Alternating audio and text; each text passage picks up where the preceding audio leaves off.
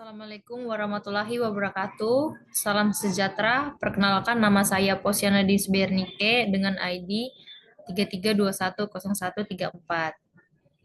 Saya dari Prodi Sastra Inggris. So today I'm so excited to present my final project of applied linguistics.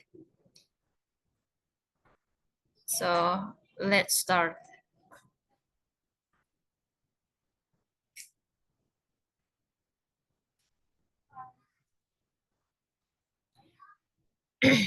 In this presentation, I should solve the problem with linguistics method.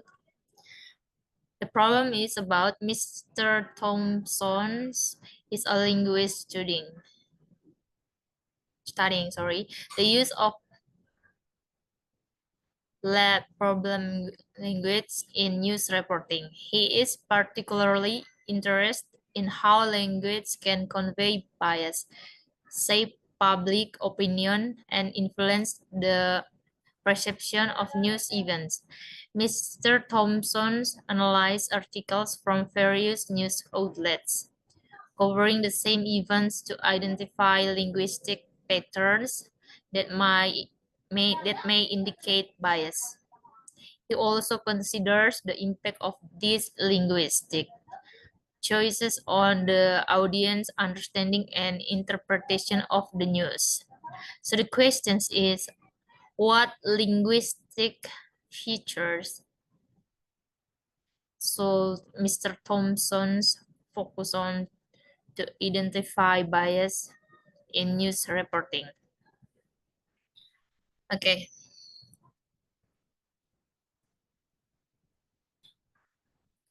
So, to explore Mr. Thompson's study on the use of language in news reporting, we can break down his analysis into three key aspects. First, news or news judgment, reporting or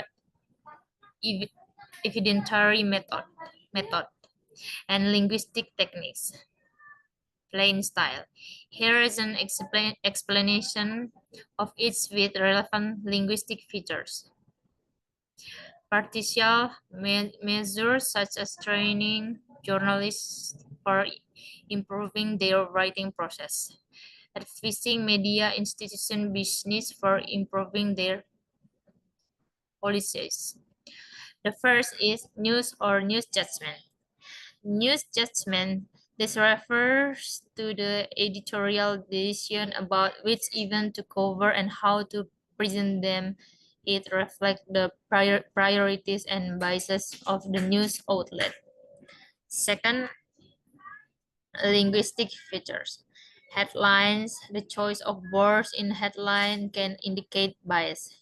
Sensational or emotionally charged word may skew perception. Farming, how an event is farmed can shape the audience interpretation. Selection of details, what information is included or omitted. For instance, emphasizing certain fact while downplaying others. Are source authoritative varied of skewed towards a particular perspective. Next, reporting or evidentiary method. Reporting method. This pertains to the way information is gathered, verified, and present. It encompasses the journalistic standards and practice employed. Next, linguistic features, attribution, use of phrases like according to or experts say to indicate the source of information. Quantities versus paraphrasing. Direct quotes can lend authenticity and neurality, whereas paraphrasing can introduce introduce bias. Use of evidence. This the presence of supporting evidence and how it's present. Balance. Whether multiple viewpoints are present fairly, giving a sense of balance or impartiality.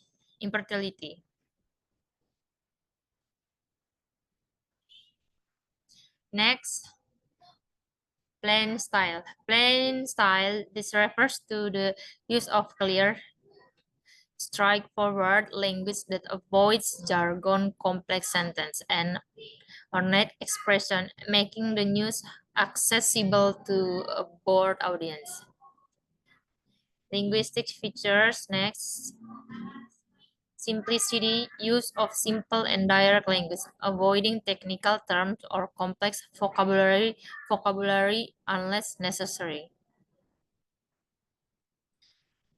Clear and concise sentence that convey the message without ambiguity. Neutral tone, avoidance of emotive or loaded language that could influence the reader's emotions or opinions. Active voice, preference for active voice to create clear and direct sentence. Example, the commit decided versus it was decided by the commit. Example analysis. Let's apply this concept to a hypothetical news article covering a protest.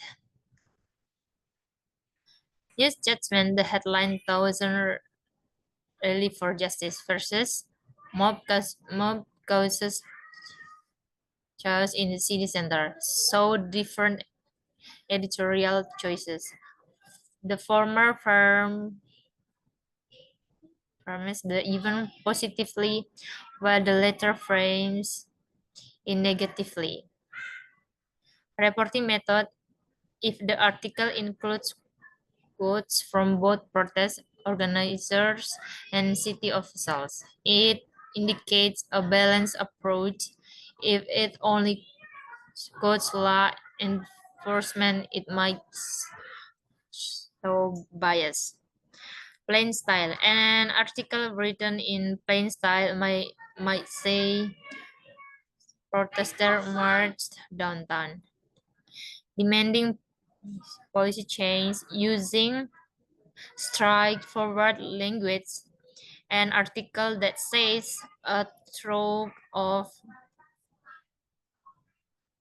disgruntled citizens swarmed the streets, voice furiously clamoring for reform, uses more emotive and complex language, potentially influencing reader perception.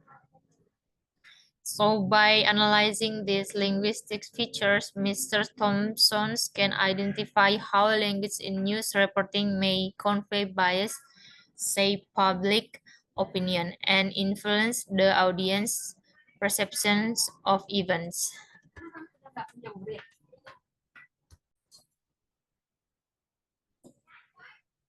Okay, the second problem is image you are a language planner working for the government of a country with a diverse linguistic landscape. The country has several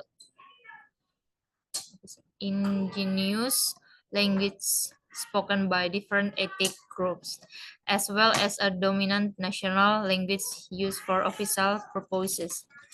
Your task is to develop a language policy that promotes linguistic diversity while ensuring effective communication and national unity. The question is how can the government promote the use and preservation of indigenous language through education?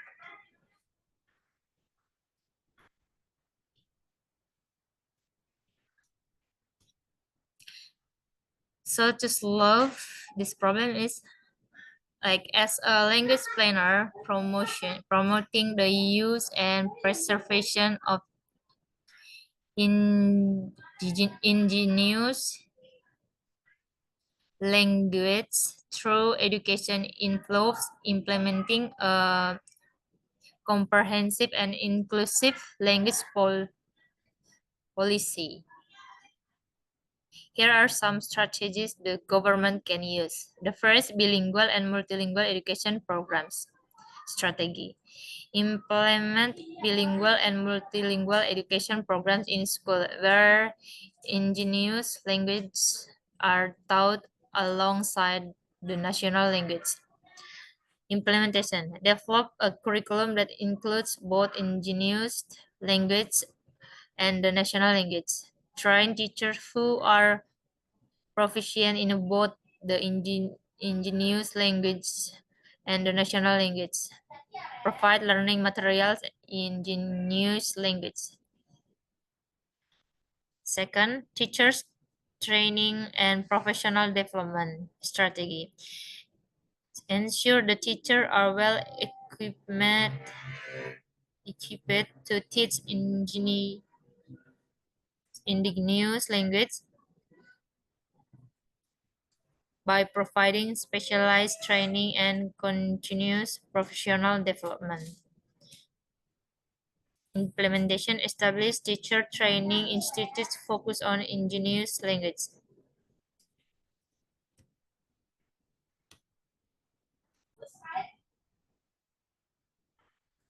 The next, incorporation of indigenous knowledge and culture strategy.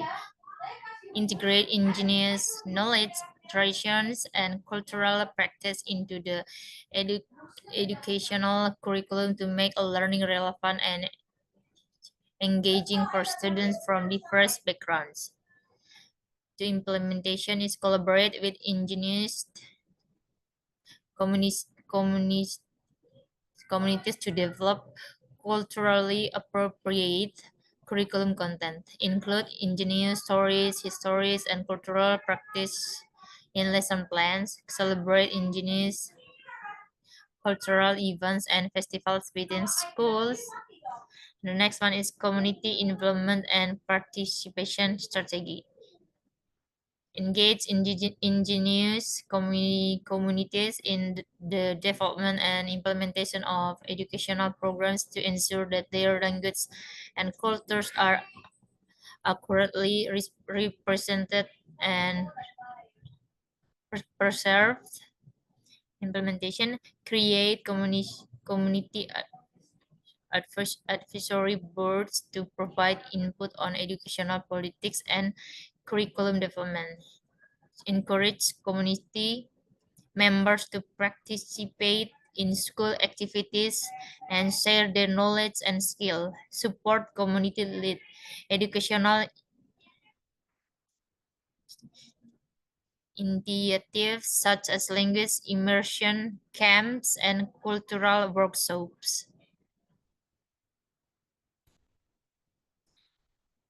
Next, legal and policy framework strategy. Implement legal and policy frameworks that recognize and protect indigenous language and mandate their inclusion in the education systems. Next, finding and research strategy.